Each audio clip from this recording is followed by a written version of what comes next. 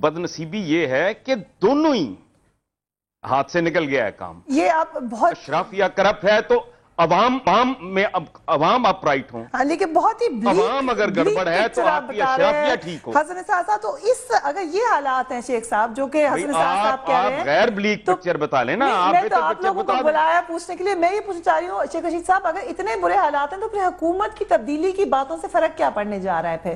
اور تبدیلی بیکار بات ہے. میری بات سنیں, یہ مدتوں سے یہ ایک اور ٹرک ہے جس کی بتی کے پیچھے قوم کو لگایا ہوا ہے. حکومت تبدیل ہو جائے گی تو پھر کیا ہو جائے گا؟ یہ بھی بات کون آ جائے گا کہ اگر ہو جائے گی تو پھر کیا ہوگا؟ یہ ہمیشہ نہیں ہوا. ابھی جو بات سنیں نا, شیخ صاحب جو ابھی فرما رہے تھے کہ جی گو بابا گو بابو گو بی بی گو, وہ بد سے بدتر ہوا ہے. حالات زیادہ خراب ہوتے چلے گئے. کے دیکھ لیا ایوب خان کو, آپ نے کیا زبان نہیں اس آدمی کے بارے میں استعمال کی, اس کو بھیج کے پھر کیا کیا آپ نے؟ شیخ صاحب اگلا وزیر اعظم, سزائے موت, تختہ دار. تو شیخ صاحب یہی بات ہوئی نا جو میرا سوال تھا پہلے بھی, کہ یہ تو پھر وہی کر رہے ہیں نہیں کہ آپ حکومت کی تبدیلی کی بات کر رہے ہیں. نہیں, میں گزارش سنیں, میں نے کل بھی ایک دو چینل پہ کہا, میں نے کہا it doesn't make any sense to me. گو زرداری گو, اچھا پھر کون کم؟ یہ سوال ہے, یہ مجھے شیخ صاحب سے پوچھنا ہے, گو زرداری گو کے نعرے سے فائدہ کیا ہوگا؟ چور کی جگہ کوئی ڈکیت آ جائے گا, ڈکیت کی جگہ کوئی ٹھگ آ جائے گا. جی شیخ صاحب, میں حسن نثار صاحب کو سننا چاہتا ہوں. میں سمجھتا ہوں وہ میرے ون آف دی آئیڈیل, میری زبان ان کی تحریر سمجھے, اور وہ ہسٹری کے سٹوڈنٹ ہیں. جب میں یہ سمجھا ہوں کہ شاید یا تو ہمارے تباہ ہونے کا وقت آ گیا یا ہمارے بننے کا وقت آ گیا ہے. ہم اس جگہ پہنچ گئے ہیں کہ دیوار کے ساتھ لگے ہوئے ہیں. یہ سیاستدان پھر آگے آ گئے ہیں, ورنہ لوگ نکل پڑے تھے سڑکوں پہ. جب لوگوں نے, سیاستدانوں نے دیکھا یہ ایک دوسرے کی کرسیاں گن رہے ہیں, وہ کہہ رہا ہے 1 لاکھ تھی, وہ کہہ رہا نہیں 16,131 تھی, جیسے 131 کا خاص نمبر انہوں نے اسپیشل برانچ سے لیا ہو. دیکھیں ہمارا مسئلہ کیا ہے, ہمارا بیسک مسئلہ یہ ہے کہ ہم پہلے بنگلہ دیش سے مثال دیتے تھے, اب ہمیں اس پوزیشن میں نہیں ہے کہ اپنے آپ کو جی ڈی پی افغانستان کے مسئلے میں مسائل دیں. آپ مجھے بتائیں کیا اس 19 کروڑ کے ملک نے چلنا ہے یا نہیں چلنا؟ اور جو ادارے اپنے آپ کو یہ سمجھ رہے ہیں کہ وہ جناب علی آرام سے بیٹھے رہیں گے, جب پانی کا بہاؤ آتا ہے, جب گند پانی چڑھتا ہے تو یہ نہیں دیکھیں کون سا ہے اور ڈبہ کون سا ہے, اور اس میں انسان کون سا ہے اور کپڑا کون سا ہے اور کنستر کون سا ہے اور صندوق کون سا ہے. یہ ملک جو ہے اس کی جڑیں جو ہیں کھوکھلی کی جا رہی ہیں ان اے وے. اب میں اکانومی کی بات نہیں کرتا, ہمیں دیکھیں نا آج کیبنٹ نے فیصلہ کر دیا جی کہ انڈیا سے ہم جناب کیا کہتے ہیں پسندیدہ ترین, کتنے لاکھ بوری اس نے مرچوں کی واگا پہ پہنچا دی ہے, کتنے لاکھ ٹن آپ پیاز. ہمارا کسان کیا کرے گا جی؟ ہمارا کسان دیکھیں کیا کریں شیخ صاحب, آپ مجھے سوال یہ ہے کہ ہم لوگ باہر نکلیں, مسائل زدہ لوگ. دیکھیں 3 سالوں سے میں یہ دیکھ رہا ہوں, میں اس نتیجے پہ پہنچا ہوں. میں بہت سخت جملہ حسن نثار صاحب کے سامنے یہ کہنا نہیں چاہتا. بعض کا مجھے ایسا محسوس ہوتا ہے شاید ہماری قومی غیرت مر چکی ہے, ہمارا احساس مر چکا ہے, ہم سوچ کی معیار بہت گر چکا ہے. شاید ہمارے اندر ایک فنی خرابی ہے, شاید ہمیں وہی اچھا لگتا ہے جو کرپٹ ہے.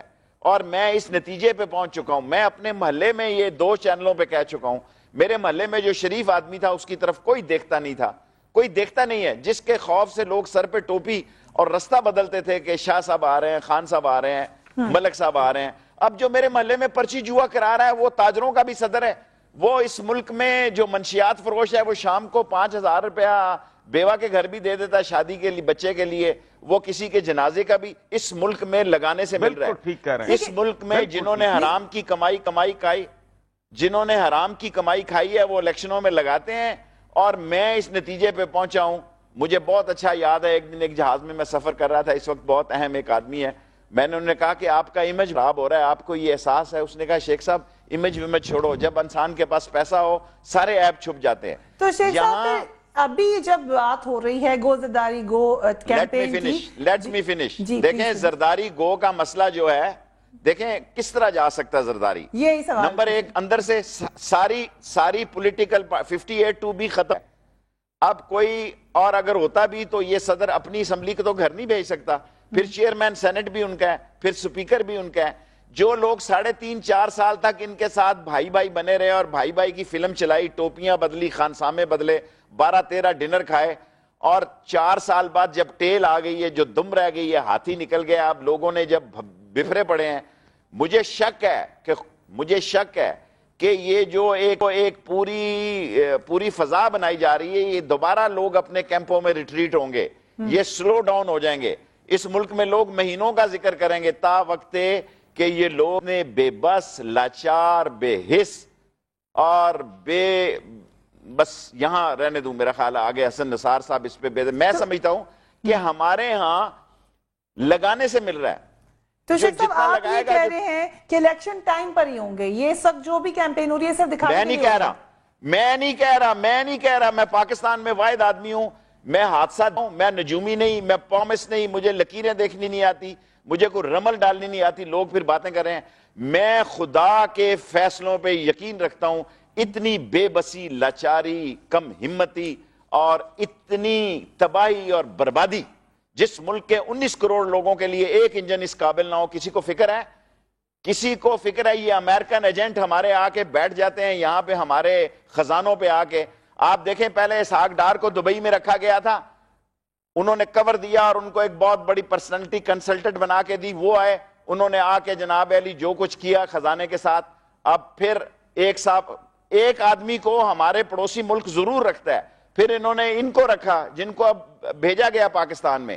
3 چیزیں پاکستان کی جو ہیں, اکانومی 3 سال میں جتنی تباہ ہوئی ہے 60 سال میں لوگوں نے اتنی تباہ نہیں کی جتنی. میں اب شماریات میں نہیں جانا چاہتا.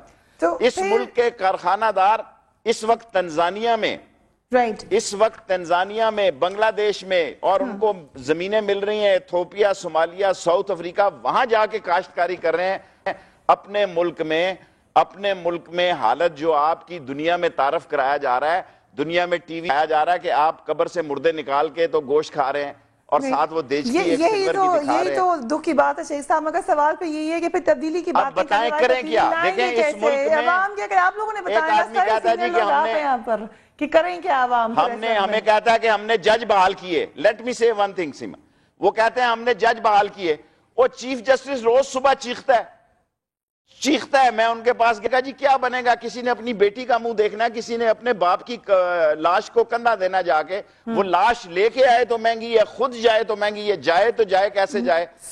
ہر جگہ ایک لائن میں کہنا چاہتا ہوں. لیکن اس وقت حالات جو ہیں اس کے بارے میں ہم بات کہتے ہیں, مختلف آنے والی جو مختلف گوسپس ہو رہی ہیں, مختلف چہمہ گوئیاں ہو رہی ہیں, اس کے بارے سے بات کہتے ہیں. مگر دونوں میرے جو سینئر اینالسٹ ہیں انہوں نے کافی بلیک نقشہ کھینچا, اور انفارچونیٹلی جب ہم وقفے کے بعد آئیں گے تو ہم بھی آپ کو ایک بہت ہی زیادہ افسوسناک کرپشن کی کہانی سنائیں گے جو کہ پاکستان اسٹیل مل کی ہے. مگر جاتے جاتے ایک اور خبر یہ ہے کہ 47 سال میں پہلی بار برطانیہ میں کرکٹ میں کرپشن پر کسی کھلاڑی کو سزا ملی ہے, اور یہ اعزاز بھی ملا ہے ہمارے ملک پاکستان کو. لندن کی کراؤن کورٹ میں گزشتہ روز جیوری نے محمد آصف عثمان بٹ کو قصوروار ٹھہرایا تھا اور انہیں دھوکہ دہی اور کرپشن میں ملوث قرار دیا تھا, جبکہ محمد عامر پہلے اعتراف جرم کر چکے ہیں. عدالت کو دیے گئے بیان میں انہوں نے اعتراف کیا کہ انہوں نے جان بوجھ کر نو بال کی اور وہ اس پر معافی مانگتے ہیں. وہ سمجھ رہے تھے کہ شاید وہ وعدہ معاف گواہ بن سکیں گے, مگر جسٹس کوک نے ان کا یہ خیال غلط ثابت کر دیا. محمد عامر کو کی معافی کو مسترد کر دیا. اس سے قبل ICC کے غیر جانبدار ٹرائیبیونل نے 5 فروری کو سپاٹ فکسنگ کے الزامات کے تحت محمد عامر پر 5 سال, محمد آصف پر 7 اور سلمان بٹ پر 10 سال کی پابندی عائد کر دی تھی. اس حوالے سے ہم نے سابق کرکٹر عامر سہیل سے بھی کامنٹ لیا تھا, وہ سن لیجیے. اس کے بعد وقفے کے بعد آپ کو اسٹیل مل کی کہانی سنائیں گے. جیوری نے سارا کیس جو ہے دلائل سنے, اور اس کے بعد انہوں نے بیونڈ ریزنیبل ڈاؤٹ جب ان کو ایویڈنس ملی تو اس کے بعد ہی انہوں نے فیصلہ کیا. اب آپ کو یہ ہے کہ ان ساری چیزوں کو سامنے رکھ کے اب آپ نے آگے چلنا ہے, اور پاکستان کرکٹ کے لیے آپ نے اچھے فیصلے اور ان کو سختی سے امپلیمنٹ کرنے کے لیے آپ کوشش کرنی ہے.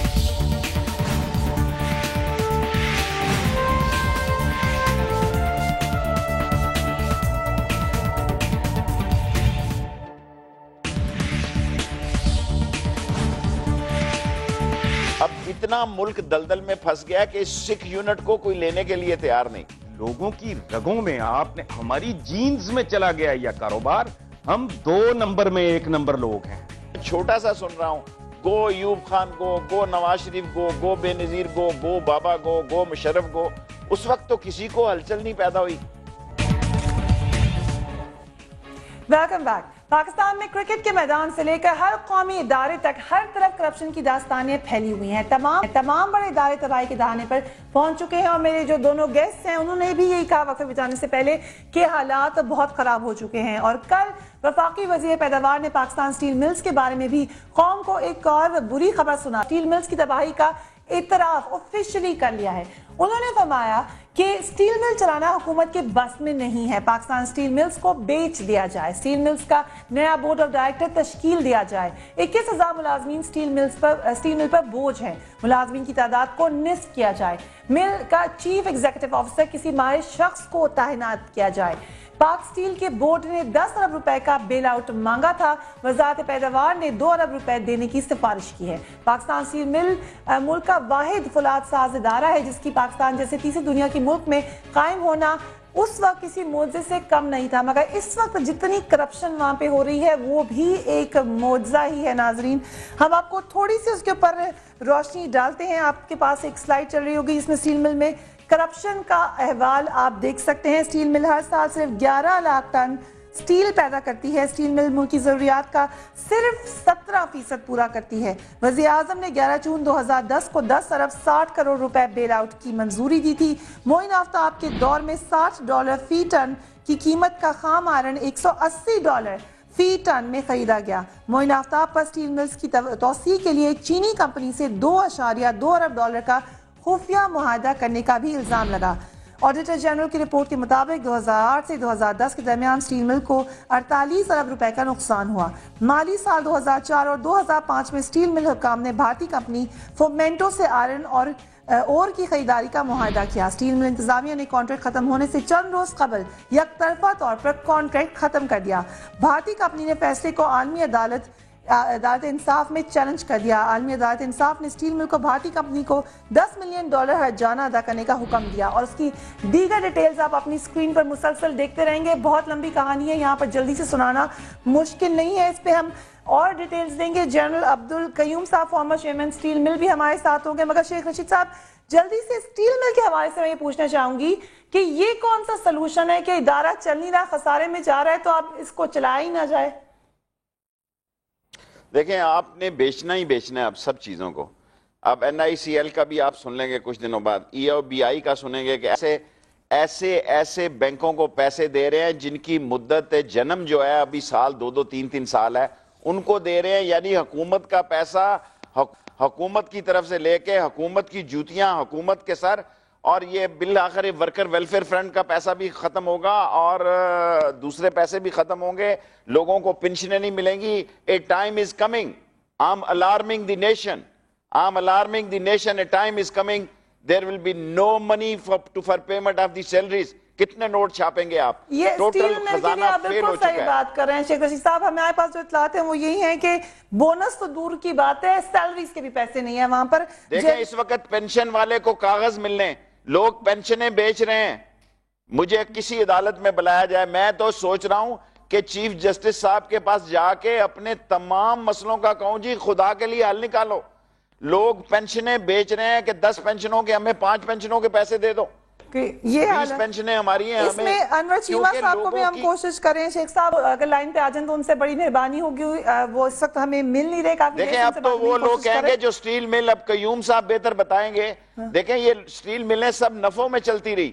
اب میں اگر آپ کو اداروں کی بات کروں تو جس کو جو مل رہا ہے یہ ایسے ہی ہو رہا ہے, جس کے جو لگ رہا ہے وہ اٹھا کے لے جا رہا ہے. کوئی باز پرس نہیں, کوئی پوچھنے والا نہیں, کوئی کسی کے پاس اس کا حل نہیں ہے. جو سیاستدان میرے سمیت اٹھتا ہے آ کے ہم ایک تقریر کر دیتے ہیں, ہم آ کے کہتے ہیں جناب بڑے بڑے لوگ کہتے ہیں بڑی غضب کی بات کی, ہم یہ نہیں بتاتے کہ یار اب اس سے نکلنا کیسے ہے. اس سے نکلنا کیسے ہے. مگر آج انور علی چیمہ صاحب نے شیخ صاحب ایک حل بتایا ہے, اور اسی کے بارے میں جنرل قیوم صاحب سے پوچھنا چاہوں گی. جنرل صاحب آپ کے زمانے میں کہا جاتا ہے وہ تھوڑا سا خوش قسمت, تھوڑا سا پیچ جب سٹیل مل نے کوئی منافع دینا شروع کیا تھا.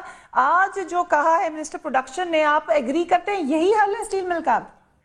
نہیں, میں اس سے بالکل اتفاق نہیں کرتا.